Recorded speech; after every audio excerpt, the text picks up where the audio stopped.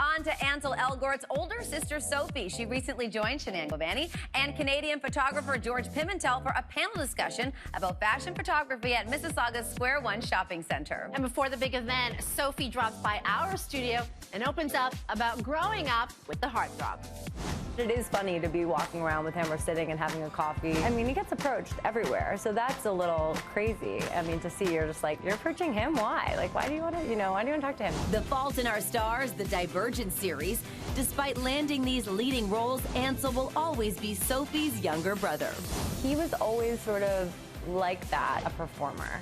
My friends would come over and he would tap dance for them. At dinner parties, he would perform a song. And then he was always like the star of all his school musicals and stuff like that. So it was never really that much of a shock when it happened. He's been doing this his entire life.